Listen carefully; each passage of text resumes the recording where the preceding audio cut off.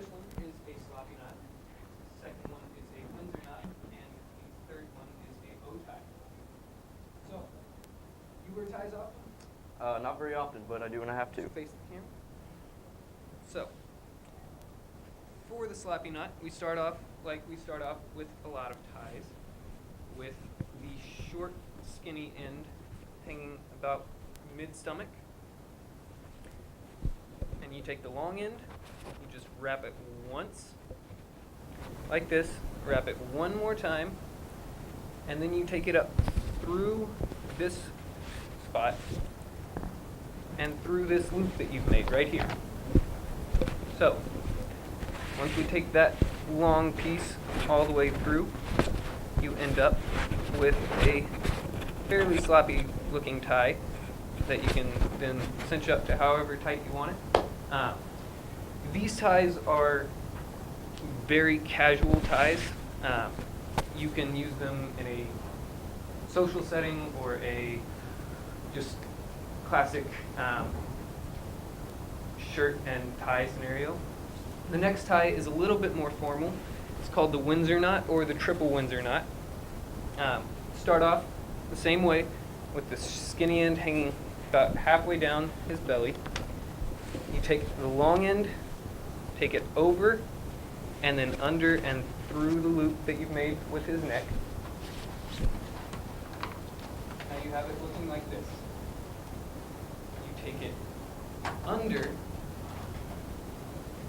and over the top of the loop, and then through the loop again. Once you have this here, then you take the big end all the way around,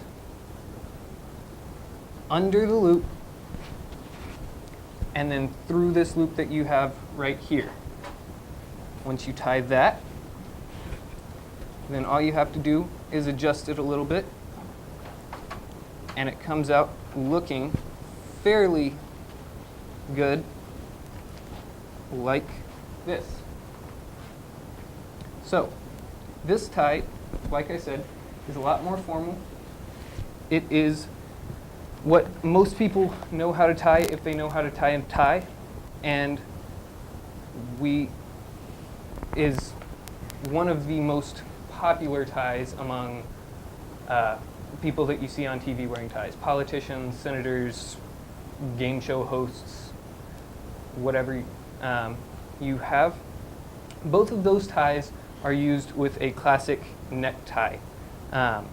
It is just a length of some kind of different material, whether it is silk or polyester. It doesn't matter all that much. It is just a length of fabric that you tie around your neck,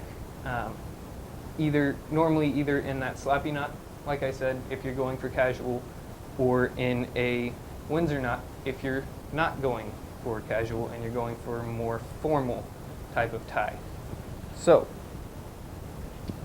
those are with a full tie, and with these different types, you have lots of different options.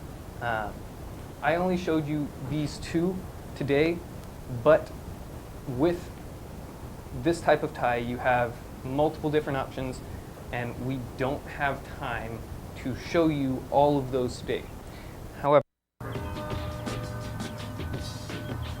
it can be hard to make friends, especially when you don't use the right kind of deodorant for your active lifestyle. Oxy-Deo is formulated from natural plant oils that hold their scent and are gentle to the skin, so make sure you use the one that will go the distance. Thanks, man. Sure thing. Oxy-Deo, the deodorant that will go the distance. Hi, and welcome back to How to Tie a Necktie. Now, before the break, we learned how to tie with a classic tie. Looks like this. Now that we're back, we are going to learn how to tie a bow tie. Now, this one is a little bit harder to do, especially if you're doing it on somebody else, because you're not using the same proportions. What you do is you take this tie and set it up so where the two ends that look like kind of like fish have this end about there on the longer end.